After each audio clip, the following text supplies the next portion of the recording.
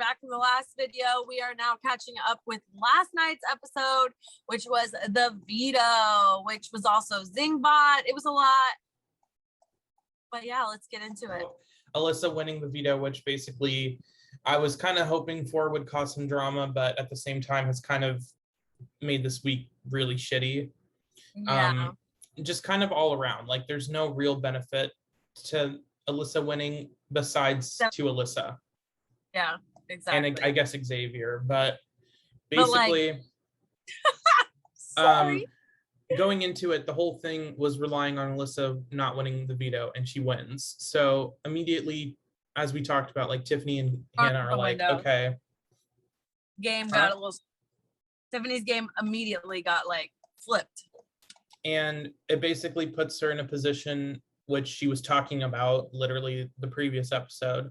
Oh, you know, I'm not putting up Claire this week. That would be detrimental to my game. And all of a sudden, that's what she has to do. Figure out how she can go about that.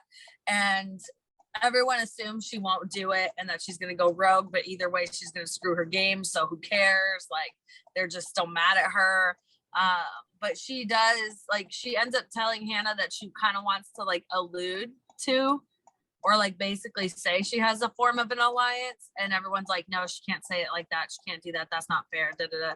So then she had to basically like just allude to it instead of say it like we were talking about earlier. So she has this conversation with Claire, and Claire like really understands, but is super upset, but like is not mad at Tiffany. And I'm like, I feel like at the end of the day, if she did watch the whole show, she might get a little mad at like the one time that Tiffany kind of threw under the bus that like ended up not happening. But like other than that, the whole week of Derek X and her being on the block, but like other than that, I feel like she would feel the way she's feeling right now. Like she would understand and she gets it. Like, and that it's not evil, but that week was a little, that week is going to hurt. Tiffany's going to have to talk her way out of that one. I don't know. Or Claire's just going to have to be understanding because that was bad. Everything else, including right now, really isn't like, it's true. If you watch it from afar, you're like, you feel bad for her, but it's also like, you understand why. And also so Claire isn't even like really that upset. Like she was upset obviously, but it's not really at Tiffany. It's more of just like the situation. That's exactly how she put it. Like she cried, but she was like, they still respected each other. And yeah, Tiffany is gonna make it through. I told you she could talk her way through it. Yeah, and I even feel like it wasn't even the best that she could have done, but it was something that ended up working for her. So yeah. I mean, I feel like it was a little sloppy, but it was kind of forced to be. But it was also like, she was also saying, I'm being honest with you, but she wasn't being fully honest. But she was, the only thing she lied about was like, Claire did ask, are you in an alliance? And Tiffany was like, no. That's not exactly. It's more of a agreement I made in myself, which is true. But then it also did become it is an alliance. It's definitely an alliance. Like I know like they said an agreement or whatever, but I guess you could argue it is more of an agreement than an alliance because they've been talking about targeting each other, but while staying loyal, but I don't know. At the end of the day, it's an alliance. It's an alliance. It's called the Cookout. Yeah. Like, so anyway, basically, kind of like. I feel like Claire, if she's understood it to this point, the like minute lies and like the targeting of Claire from Tiffany the week Derek X was in the house, I feel like she'll more than understand, or at least, you know, understand where Tiffany was coming from. Yeah, she seems reasonable. Like she's a super fan. I feel like she knows like it's a game. Yeah, it's a game, and then also how much it would mean for something like this to happen. Yeah. Yeah. So she basically has been campaigning like crazy after she was put up on the block by Tiffany. She's been planning on, you know, dragging people's games when she can. She even talked literally like 20 minutes ago about starting a fight with Alyssa. Like she's literally grasping at anything she could do to stay. And like, because she knows the likelihood is like she's impossible. Happen. So she's like, I have to do every Hail Mary possible or else I'll beat myself up. And what if I had? So I'm just gonna, like you said, like grasping at straws, but I'm just gonna throw it out there. And the only thing I can, like, the worst that can happen is that I don't go home. Like, I already know, or the best case scenario is that I go home. The worst is I go home. I already assume I'm going home or going to jury, whatever, that it's like, there's not really like any downside to trying my best. Yeah, exactly. So, and I know some people were saying like, oh, the same people that were saying Claire's campaigning probably, were the ones that wanted Christian to leave. It's like, okay, yes, because they're two different people. I want Claire to stay over when I wanted Christian to go out. But even then, I was like, if Christian can manage to do it, then he deserves to stay.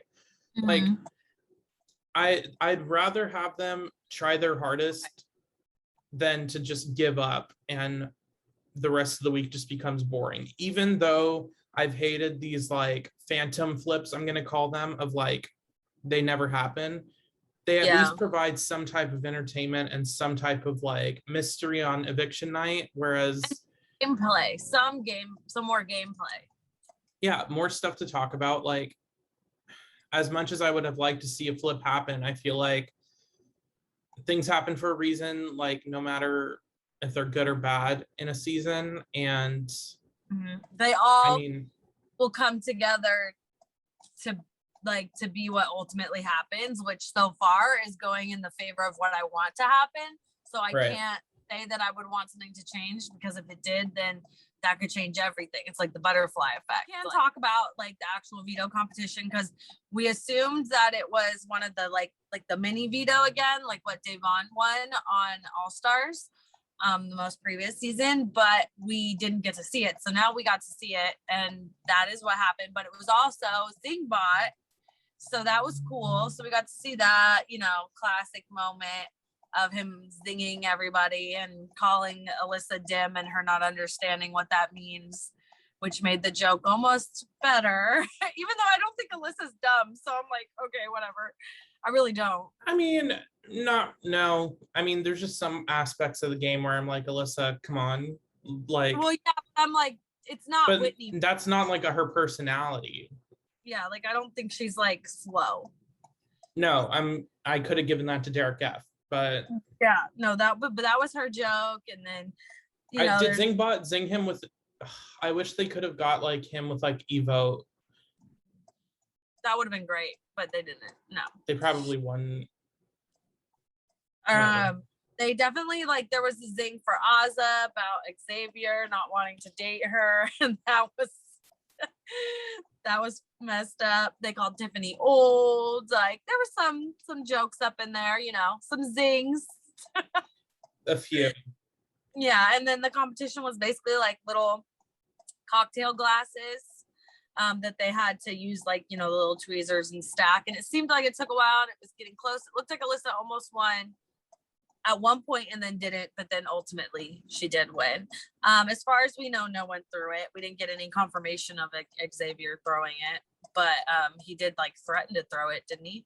Well, the whole talk was basically Tiffany saying I'm nominating you because you have to win it. Otherwise, if you win it and Alyssa's on the block, you're gonna feel some type of way about not using it. Or if I do nominate you and you throw it, you're allowing Alyssa to win and take herself off the block, forcing me to put up Claire. And as much as I'd like to think, I feel like in the situation where Xavier wins HOH this week, which he wouldn't have because he threw it. Just want to say that him putting up Claire and most likely Tiffany, that means there was not going to be a way to save Claire then anyway. No. But assuming Alyssa wins veto, everything goes according to plan for them and Claire goes home. Whereas this week, because either Xavier threw it or allowed Alyssa to win, or, oh, surprise, like you can't win every competition and there's room for someone winning. Yeah. Because of Alyssa winning, she basically nullified Tiffany's week and then forced her to put up her own ally. In the same situation, if Claire wins veto, I don't think Xavier puts up Alyssa. So basically, that's really it. Claire's most likely going to go home. Any predictions for double eviction? I don't know, because it literally just depends on who wins. But I could totally see, unfortunately, like Xavier winning and then like attempting to get rid of Tiffany, and then either does or she somehow gets the veto and saves herself, and it's just crazy, or something stupid like Derek F finally wins something and it's in the double and he goes for Tiffany and she doesn't win, and it's just pointless because then he goes home next week on a double or something. Like I don't know. It can go either way. Either way, it's gonna be good. Either way, it's gonna be good. I can see literally every single person winning HOH or winning a veto at this point, because double eviction is where you see the most unlikely people winning. If you remember season 18, all of a sudden Corey won both HOH and veto during the double eviction. Yeah. And just sent home. Wasn't winning like that, and then it was like boom. And then Nicole A, season 20, where she wins, was it the HOH or the veto to save herself? You have Ian, who saved himself season 14. The HOH was thrown to her, but the veto, she actually won. The veto? It was the hockey one where you had to like set up the... Yeah, that's like another iconic like saving yourself moment. You have the clown shoes from season 13. You have Frank winning safety, the double eviction both times. Literally anything could happen. And I'm excited and equally nervous. Does news to me because I wasn't paying attention, but Scotty just said they are bringing back Celebrity Big Brother season 3. Thank God. Did they say when it's coming, or they just said it was coming back? Weird. But I would assume that it's probably January then, because they don't tease that stuff that far in advance. Yeah, I feel like it's gonna be January. 6 months, 4 months from now. They don't tease a whole like year and a half. So yeah. And then you said also, interestingly enough, Johnny Bananas tweeted something and retweeted it. So people are be on it. I said should go on it. So the universe probably to me, you're welcome. Those who are fans of Johnny Bananas. I just want to see him do it, but I kind of hope he doesn't win, just because we don't need him to be more cocky, but also that way when he goes back and does the challenge again, he can have a little bit more respect and understanding for the Big Brother players than most of them do, like to talk down on them. So I think that'd be very interesting. Who knows? I just hope it's good, people. God, I don't know. Throw in, it would be actually really interesting. Throw in like Jeffree Star with Johnny Bananas until Big Brother, and I want to see the mess that could happen. I just want to see some weird shit. Yeah, honestly, we'll start hearing more rumors about who's on it, but we'll see. Shane Dawson. Okay, ready? Okay. So in the meantime, if you want to hear about the double, and we're also gonna do our video of the challenge from last night, you're gonna need to like, comment, share, subscribe.